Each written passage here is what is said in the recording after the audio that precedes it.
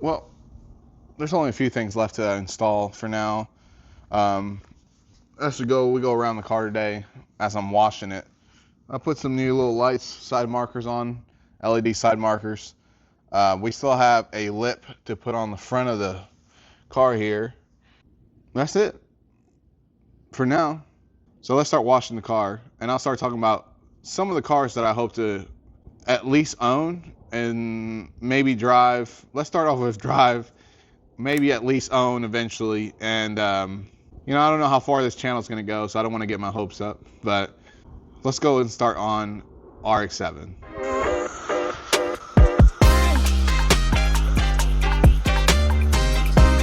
So the RX7 has always been a dream car of mine. I've always wanted an RX7. Mainly the reason why I got a Miata. So the RX7 is one of those cars that's so iconic, but also so controversial because of the rotary. A lot of people complain about the rotary.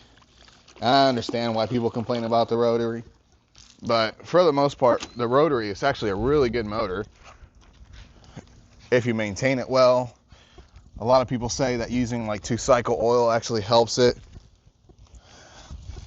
So I'm not really sure, essentially, everything that goes into owning an RX-7, because I don't want to mess up the engine, right? The whole purpose of the RX-7 is the rotary. Now, a lot of people do case swaps. I've seen some, obviously, LS swaps. I've seen some 1JZ swaps. I've seen some 2JZ swaps.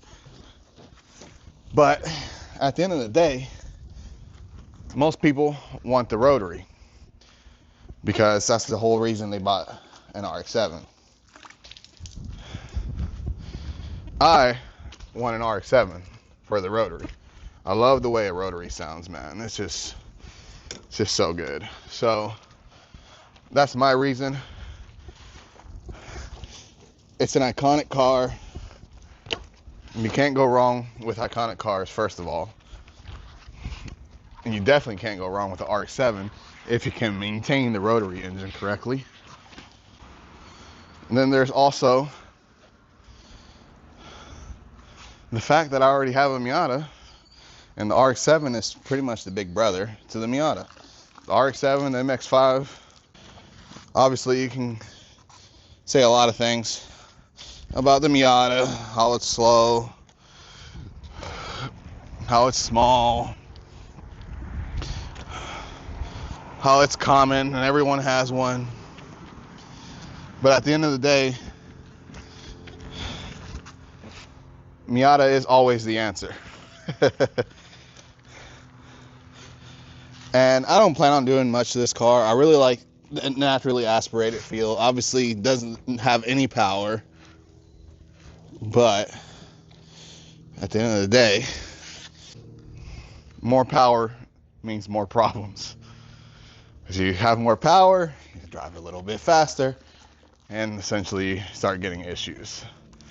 And then also with more power, sometimes, especially when the engine naturally was aspirated and you added some forced induction to it, you end up with also engine issues sometimes, not all the times, but sometimes. Enough to scare some people not to do it. But that's essentially the RX-7. And then, what other cars are there? Then we also have cars like the Nissan GT-R, the Supra, Acura NSX, Corvette, Viper, all these cars that are essentially such good vehicles to own. They're all iconic in their own way, but some of them are a lot more common than others. Now, the Nissan GT-R, for example, I personally would not get a newer GT-R. I would not get an R35. I cannot afford a R34. Maybe not yet. I don't know. Like I said, I don't want to get my hopes up on this channel because most channels don't do that good on YouTube. But this is not my first channel. My other channel is doing pretty good. And essentially, the R35 is just so, it's the R35, you know? Everybody loves the R35, and they're great. I'm not gonna say they're not great. They are great. But you gotta go with R32. The R32. That's the car. That's the car I want. And a lot of people are like, oh, why the R32? Why not? The R32 essentially, not saying it was the first Nissan Skyline GT-R, but it essentially was the one that put the GT-R on the map. The Tesla all-wheel drive system was implemented in the R32. It's a magnificent all-wheel drive system. It's first of its kind, I think. Don't quote me on that. And personally, I think the R33 is just a R32 with different looks to it. And I prefer the look of the R32. I think it's more compact.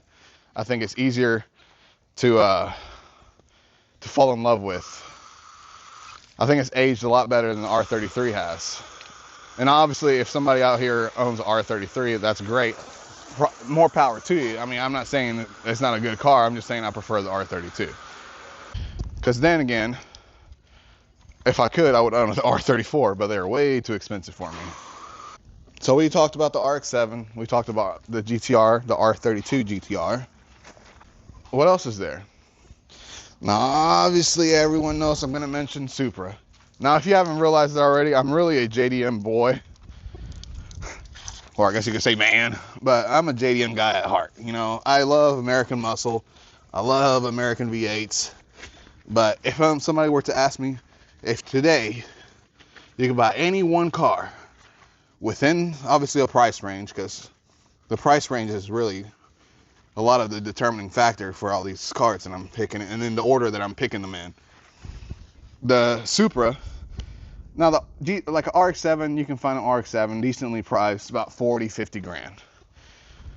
And you can find them cheaper than that, still in pretty good condition, but usually they're high mileage, and that also means problems with the engine, possibly.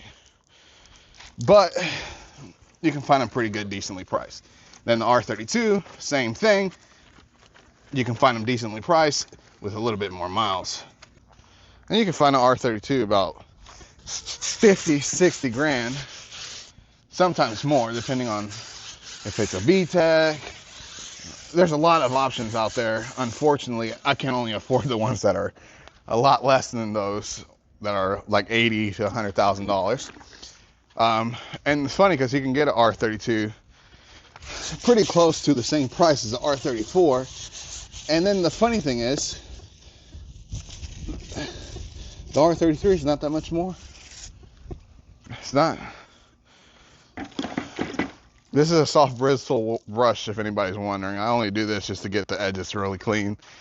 For some reason, I don't have any tire shine spray, but these tires are practically brand new. So I don't need much of it. So the next one's a Supra. Now the Supra is about the same price range as the R32. However, there's differences. The Supra has the 2JZ, which is an iconic motor, and a lot of people love the 2JZ. And while the 2JZ is a great motor, it's meant for a lot more, if you ask me. And I'm not saying the R32 or the R32 or the RX7 are meant for less, but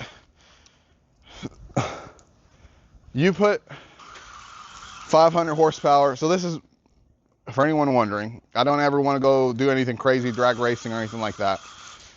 I just want a car that's fun to drive. And the Miata, as it is, it's very fun to drive. And a lot of people are like, oh, when you start adding power to things, you always want more and more and more. I'm not that type of person. I am not reckless. I do not want to die.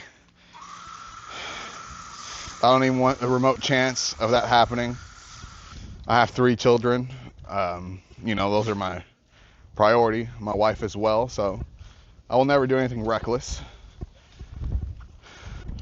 And that's essentially why the horsepower range for almost every car except the Miata. The Miata is great stock. For almost every car, I think 400 to 600 horsepower is probably the perfect sweet spot. And with the RX7, since it weighs less than a lot of the vehicles I mentioned, you can essentially get away with about 400 or 500 horsepower. And why are these towels so small? Where my big towel at? So that's essentially where I want to have the RX7. And then we also have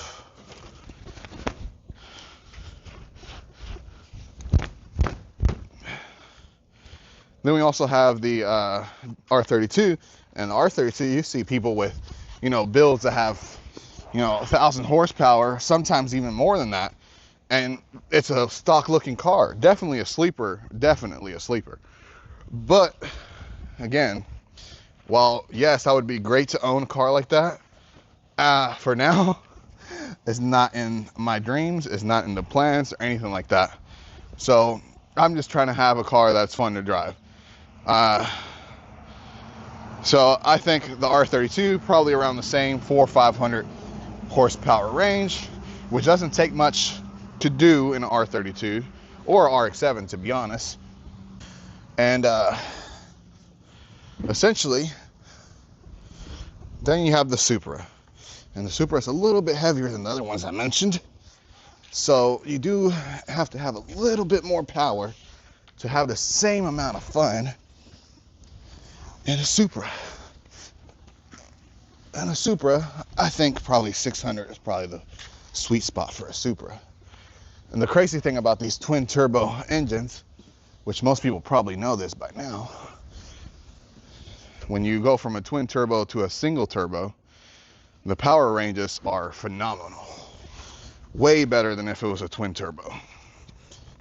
So a lot of people just go and do that and go from a twin turbo to a single turbo and get a pretty good raise in power. That's essentially where I'm at. Now, if money was no issue, on the JDM side, I would get an NSX as well, just because they're iconic. There's not really, not saying that there's not much with the NSX, but the NSX is really just a cruising car, if you ask me. Because of how expensive they are, nobody really wants to do much to them. So the NSX would just be a cruising car if I were to ever get one. It would just be essentially a status symbol, because people that own NSX, like I said, don't really want to do anything because they're expensive. And then you also have, on the American side of things, the Dodge Viper. Not just any Dodge Viper. I just praying for a Dodge Viper ACR, because those things are phenomenal. They look amazing. I assume they drive amazing.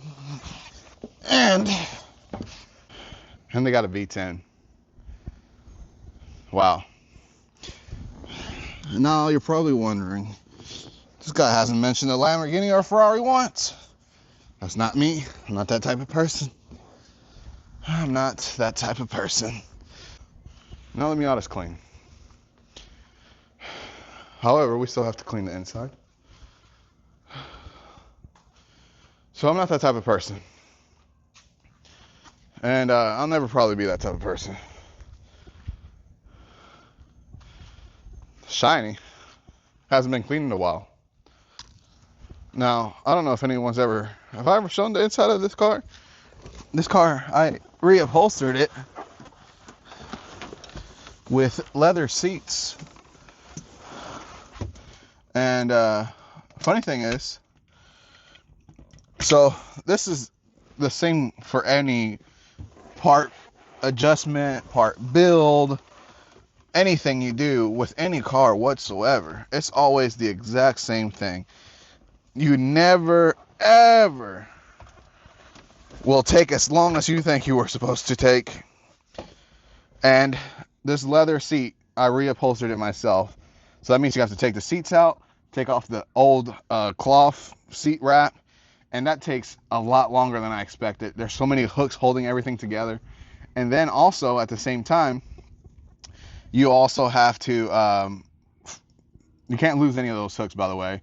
You also at the same time have to wrap the leather seat wrap over it, while reconnecting all the hooks. Now, taking the hooks off is a lot easier than making sure you reconnect all the hooks, because now you have to do it while you pretty much have to be inside the seat wrap to reconnect all the hooks. And I did not expect it to take me as long as it took me, but it did take me a lot longer than I expected. And which I was fine with. I'm not saying, at the end of the day, these seats look amazing. I'm trying to get all the suction cups smudges off the windshield there. And as I mentioned, it took me too long. It took me way too long, to be honest. But they look phenomenal. They feel phenomenal. They do get hot because they are leather seats, and there's no cooled seats in this car. But the thing is, they feel great. This car is completely stock on the inside. Has all of the old console. Everything is stock. The AC works. I got the AC working. Everything works. Every single thing works. It's amazing. This car has, so because I've been daily driving it, I've probably added 1,000 miles to it. So it has 67,076 on it now. And it needs another fill up. So every fill up has been lasting me about 220, 225 miles, depending on how hard I drive it. So I think that's really good range, considering this car has like 10 gallons. So it's not a lot. And I know people are like, oh, that's only 25 miles per gallon, but 25 miles per gallon in a sports car, I think that's a pretty good ratio, if you ask me. Now, one thing I do have a complaint about is these seals. They don't seal very well. They spread apart a whole lot. I don't know if it has to do with their age or what. So water always drips through right here on these glass, this window.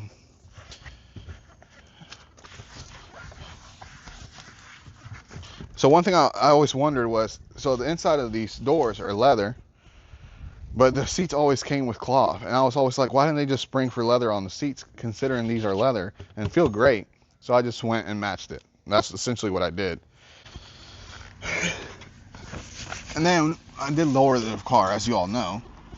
And that, honestly, I was expecting it to be a lot rougher ride. No, honestly, it feels great. It feels great to drive in this thing now. So let's continue. So the Viper ACR, obviously that's a great car. It's stupid expensive. I can never afford that. I don't want, like, I'm not saying I will never own a Lamborghini if I had the chance, or a Ferrari if I had the chance, but I prefer things that are just not that. But I think, you know, if I had the chance and I had the means to it, and I already had everything else I probably wanted, I would probably spring for one. But that would mean I need a huge garage, which, as you can tell, I only have a 2-car garage. And I do keep the Miata outside now because I do daily it. But once I start adding, I don't know if I'll be living here, but once I start adding cars to the mix, then I'll probably have a 4-post car lift in there, which I measured, and it seems like it would fit really good. Especially if it was like the Miata and the RX7, then we would have a little bit more room, but not if it was a bigger car. We could probably go for a drive. Let's do that. I'm really fond of the C5, C6 Corvettes. I'm not a huge fan of C7.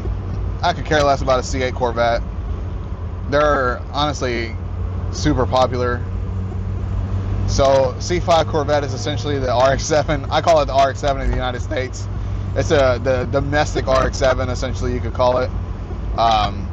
The US domestic RX7. Even though there was technically an RX7 sold in the US. But I mean, like, you know, if someone in the US were to make an RX7, not a Japanese company, it would be the C5 Corvette. After mentioning all the cars that I wouldn't mind owning, I've already said in the past, in the previous video, that because of the Miata, I will go for an RX-7 first. Everything that comes after that is just gravy on the biscuit. Isn't that what they say? Is that a saying? Is that a saying? Is that a saying, y'all? I don't even know. I felt like I just came up with that, but I feel like I've heard it before. So it should be a saying. I have to get gas. So good thing I left. because I would not have had time to get gas tomorrow when I was on my way to work. Let's get this gas.